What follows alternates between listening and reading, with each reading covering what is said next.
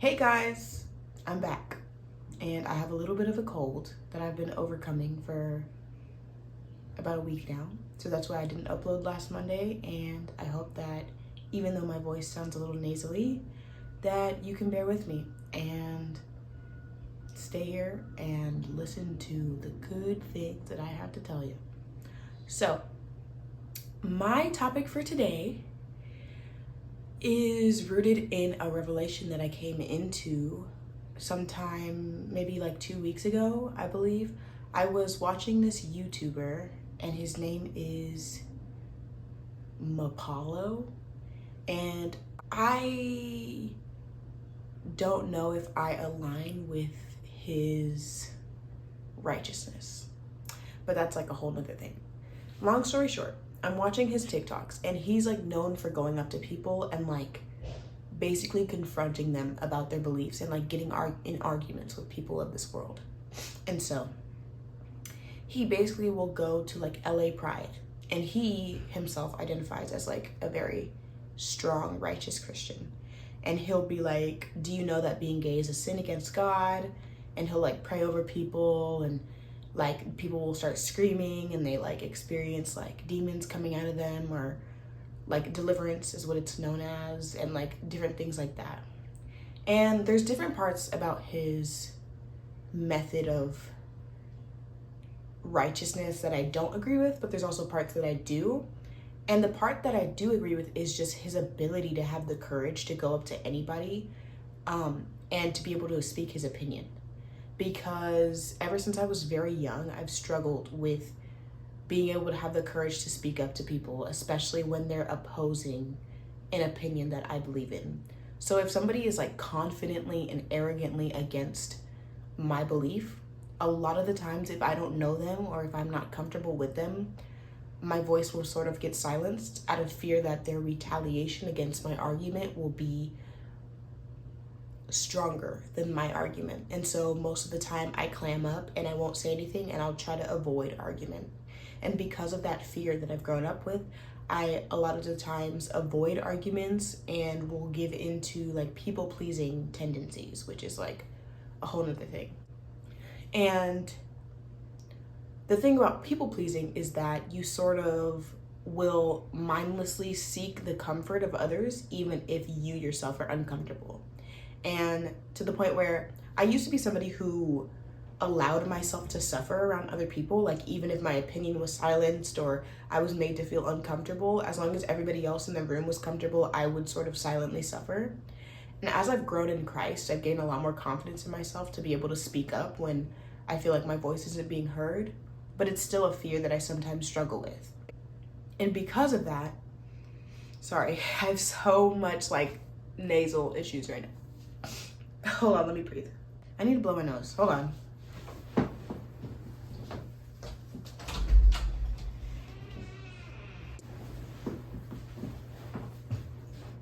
Okay, hopefully I'm in the center of the camera. Back to what I was saying.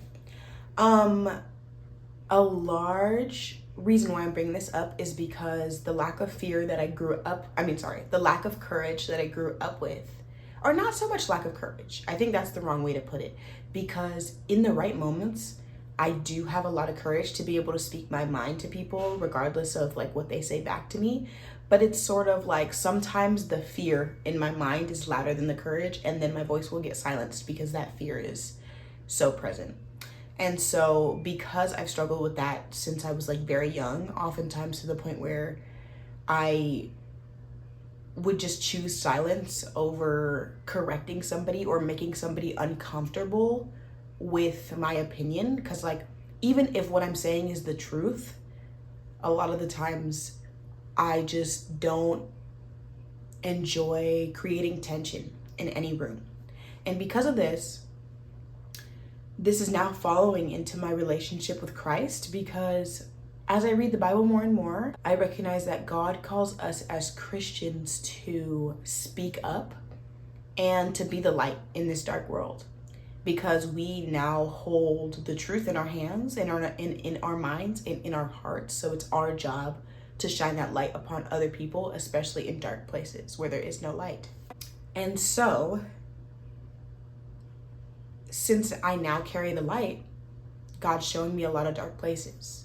And I've been met with a lot of people who are comfortable sharing with me their opinions that are not in agreement with me. Like they'll say like I don't like how Christians hide homophobia in their religion, or I don't think Christianity is a real religion, or I don't believe in the devil, so why would I believe in God? Like, why would you think that God is real if he lets bad things happen? You know, all of these common opinions that people have, right? And oftentimes, if they say that to me boldly in a way to where I feel like my voice is not going to be heard, I often will shy away from telling them the truth of that, because all of those opinions are warped and are incorrect and are schemes that the devil uses to keep people away from believing in God. Guys, I'm really struggling with my sinuses. Like every time I talk, I have to like snort or like cough or something. But anyway, I came into the revelation that women, especially women disciples, women who are Christians, often struggle with feeling like they are a coward in their righteousness because they're often comparing themselves to Christians who are male disciples. And so the reason that I brought up that what's his name? I forgot his name. King David Mapalo. King David Mapalo, the YouTuber who's like righteous and goes up to other people and has the courage to speak to them. I feel like it sort of confronted me because I felt like he had something in his righteousness that I don't. But then I was faced with the thought that, well, you're a woman. And so the Bible calls women to have a gentle and quiet spirit. So it's not our jobs to uphold that same assertive, male dominant energy that the male disciples are having, because women are expected to be strong in an entirely different way, and women are expected to share God's word with an entirely different spirit. And that's why you don't see a lot of like women preachers or women pastors, is because not only does the Bible support certain verses that say that men should lead a church and not a woman, which I don't necessarily agree with, because there's so many great anointed women pastors, but also women sort of carry their righteousness differently in my opinion, because women are different in spirit as well as in flesh, as men are different in spirit as well as in flesh. So when we carry the word of God, it presents and expresses itself differently. And so oftentimes men are the ones to sort of uplift the crowd and get everybody rowdy, when women sort of have to channel that part of themselves more when they want to uplift a crowd and when they're preaching to a larger audience. And I say all this to say that we live in a male-dominated world that relies on the patriarchy. And so from the beginning of time, it seems like male are always seen as the greater sex. And so because of that, women sometimes are conforming to that belief. And so when women aren't carrying the belief that they themselves as a feminine woman are strong, we start to change who we are, because we believe that you have to be a male in order to be successful in this world. There's women who I have gotten to know, either women that went to my school or women that I've grown to know at my job or even at church or at work, who uphold this masculine attitude as a result of the hurts that they've endured in this world. And so when I think of a masculine acting woman, I sort of think of like that type of woman where they are quick to get in a fight in any moment that they wish, or they're quick to like shut you down if they feel disrespected by you, or they are more masculine leaning, even like the masculine lesbian, like the type of lesbian that's attracted to more feminine types because they want to feel dominant over another woman. Like all of those types of people are people that are damaged in their femininity and haven't found comfort in being their most sensitive self, whether that's through a lack of nurturing from their mom or whether that's through a lack of nurturing from their dad. For example, being told that every time you cry that you should feel weak and that you need to stop crying because crying is only for like little girls and crying about it isn't going to fix anything, or whether you grew up believing that your brothers were more successful than you are, so you started gaining more masculine qualities and upholding those. And these are things that I've experienced firsthand, so I believe that I have like the ability to say these things with truth. And I believe that I have the authority to say that because I'm somebody who once in my life started to lean towards becoming more like of a masculine type of woman. And so when God revealed the hurt inside of my heart, I started to recognize why I started to find comfort in the more masculine part of myself. And the reason that I discovered is because not only is my mother figure an area of trauma in my life, but also I've made to be uncomfortable in my emotional state. And so I push away from the most feminine part of my spirit. And so when you're not comfortable with that, we start believing as women that being masculine is the way to exalt ourselves in this world, especially since men succeed more often anyway. It's like, why wouldn't I follow the structure that I'm shown? And this is sort of like an edgier topic because I feel like a lot of people might not agree with me, because there's certain people who agree with like the androgynous type of woman or the balance of the masculine and feminine. And I used to believe in all of that too, until I started getting more in touch with my feminine side and realizing that the parts of myself that were traumatized along the way of growing up were the parts of myself that I repressed. And so I started having more masculine energy when my femininity was the most damaged it's ever been. And so when that part of me started to heal, and I realized how much I wanted to be a mother one day, and how much I want to be a wife one day, and how much I have made to feel uncomfortable in my emotions, and how I don't like crying in front of other people, and how I always feel like I have to be strong, and how, you know, I've had issues with my mother figure growing up, it all started to make sense to me, and the puzzle pieces started to fit together. And I recognized that I wasn't more comfortable in my masculinity. I was just a product of the trauma that I had went through. And I had walked along this path of pain, just becoming what my pain was telling me that I had to become. And I feel like this is the story for a lot of women in this generation and in this day and age. And that's why we have so much gender confusion and sexuality, like fluidness. Like that's why sexuality and gender is becoming more and more fluid, because I feel like people are becoming more and more comfortable in their brokenness. And that's also a very edgy opinion. If you don't agree with me, please hit me in my DMs and tell me your opinion. I'm very open to having conversation with you, and I try to be like diplomatic and understand everybody's opinion. But I feel like we live in a broken world where everybody's confused and hurting and trying to find comfort in their hurt. And so they try to adjust who they are based on the condition of their heart. And so, okay, this feminine part of me is hurting, so now I'm gonna become the most masculine version of myself. I'm gonna start dressing like a guy. I'm gonna start being attracted to more feminine girls. And I'm gonna suppress the part of myself that was once attracted to men. And once God shines light on that part of yourself, it's kind of hard to go back to pushing everything away like you once did, because this is something that I experienced firsthand with God, is just that conviction towards understanding the part of myself that I thought was gone at one point. And so, yeah. What else do I have to say?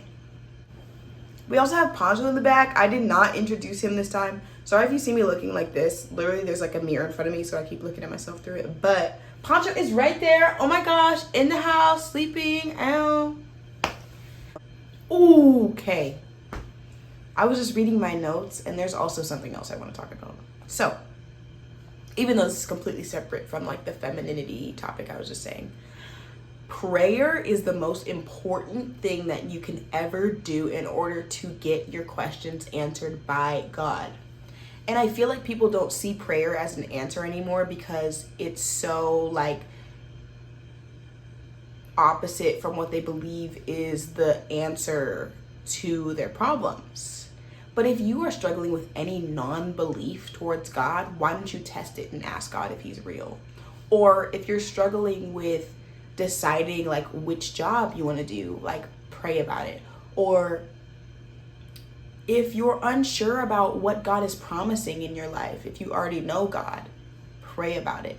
Like, I think people for some reason fear God so much so that they're afraid of asking him questions that he's perfectly fine answering.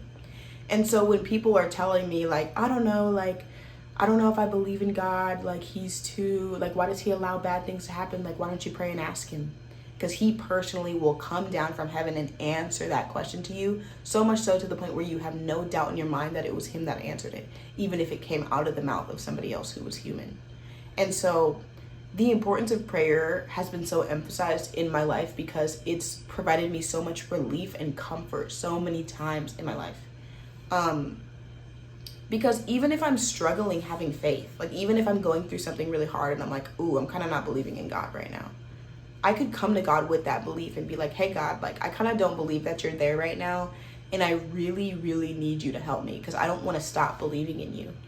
But I just think that at times we sort of try to hide our doubts from God because for some reason we think that we're going to be punished for them. But he knows the conditions of your heart anyway, and so he knows exactly what you're going through. And so even if you don't come to God with the problem, he knows exactly what you're facing. And so it's foolish to believe that you somehow are hiding it from him by not bringing it up to him.